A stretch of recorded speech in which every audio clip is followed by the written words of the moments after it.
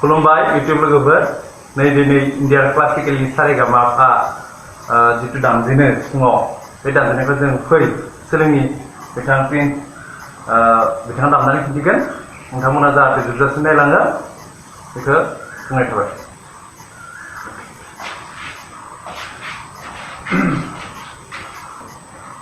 जोङो इन्डियान क्लासिकेलनि सारेगामापाखौ सिफुङाव माब्रैहाय सुनाय जायो बे जागायजेननायखौ जोङो सोलोंनो नागिरदों दिनै। बे जाहैबाय स्केलनि सिफुं। स' आङो स्केल सिफुङाव सारेगामानि सुरखौ सुनानै नोंथांमोननो देखायनो नागिरदों जे आखाइखौ माबोरैहाय लायोब्ला सा जायो, माबोरैहाय लायोब्ला रे जायो। बे मोननैसो आयदाखौ दिनै जोङो बिथां अनसुमा सारनि इउटिउब चेनेलनि गेजेरजों हगारनो नागिरदों नोंथांमोननिसिम। नोंथांमोना जुदिहाय मोजां नाङोब्ला नायबाय थाबानो जाबाय, मोजां नाङाब्ला बेखौनो दोनबानो जाबाय मबाइलनि फैसाखौ।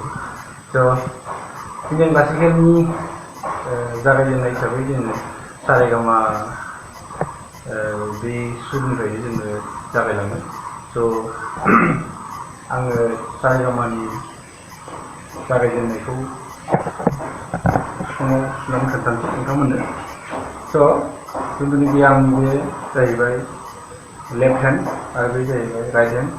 लेफ्ट हेन्डनि मोनथामबो आसिखौ जेब्लानाखि जों होथेयो आरो बे मोनथामखौ हगारना होयो अब्ला बेयाव सा सोदोबा फैगोन, फार्स्टनि सा सोदोबा।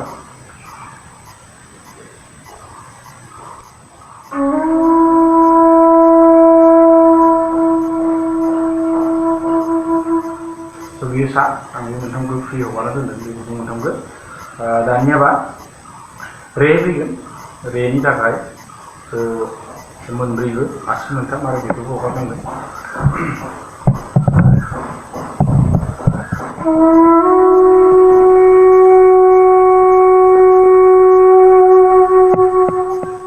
स' बे रे थांबाय। स' लेफ्ट फिंगारनि जोङो मोनसेखौ थिखोनाय लोगो लोगोनो आरो राइट फिंगारनि मोनथामखौ थिखोनाय लोगो लोगोनो रे फैगोन। एबार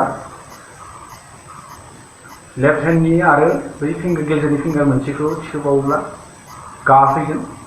स'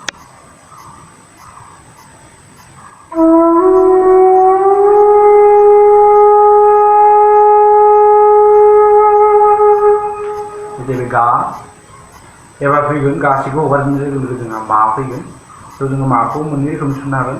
मोनसेखौ बुङो तिब्रमा, जायखौ हगारजोबोब्ला तिब्रमा, आरो बेखौ जों हाफ नट खालामनानै सुनो हायो। हाफ नट सुनाय लोगो लोगो एसे गुरै गाबगोन।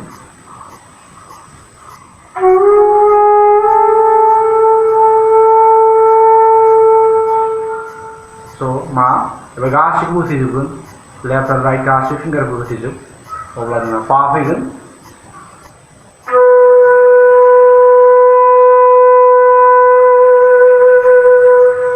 पा बेनि उनाव सारेगामापा धा एबा धा फैगोन।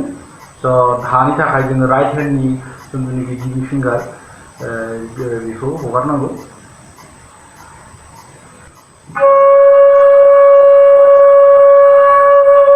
बे जाहैबाय धा। स' बिनि उनाव आखौ नेक्स्ट हलखौ बेखौ हगारना हो। स' सारेगामापा धानि नि जाहैगोन बियो।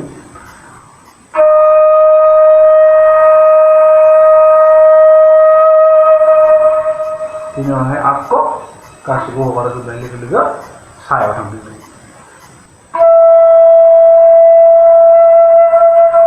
स' मा सुदोंमोन? सारेगामापा धानि सा, सानि धा पा मा गा रे सा। सारेगामापा धानि सा, सानि धा पा मा गा रे सा। स' आं जिथुनाखि मोनसे खिन्थाबाय, एबार खनसेयावनो आङो खोन्थानो सानदों।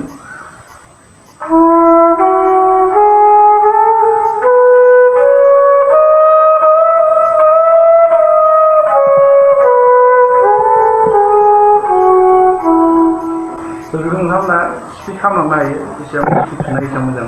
आरो मोनसे हलावनो हां खनसेसिमहालागै सुबाय थानानै सोलोंबाय थायोब्ला मोनफ्रोमबो गुदुङाव थानाय मोनफ्रोमबो टिउना साफा जालांगोन। जेरै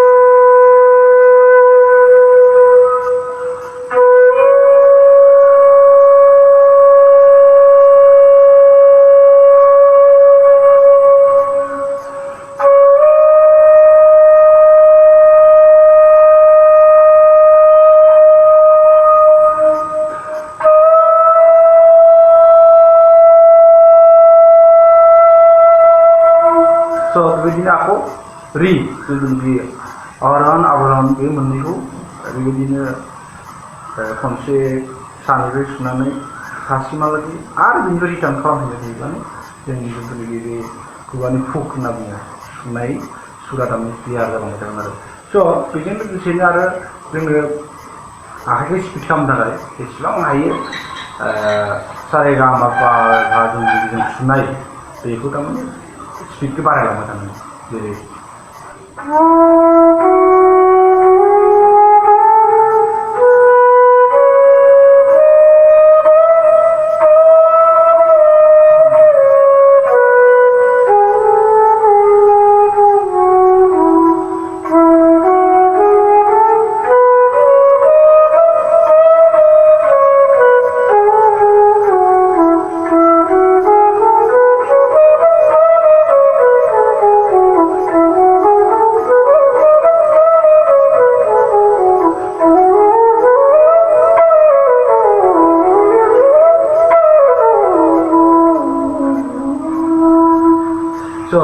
बेबायदि नोंथांमोना प्रेक्टिस खालामबाय थायोब्ला निफ्राय सारे गा मा पा बेफोरबायदि टिउन सुर गासिबो क्लियार जालांजोबगोन स' इ स्केलाव नोंथांमोना प्रेक्टिस खालामनो हायो लोगोसे जि स्केलावबो मोजां आरो मा बुंबावगोन उननि बे जिखिनि सुबाय बेखिनिखौ नोंथाङा जुदि मोजां मोनोब्ला नायदो मोजां मोनाब्लाथ' आरो आंबो थांसै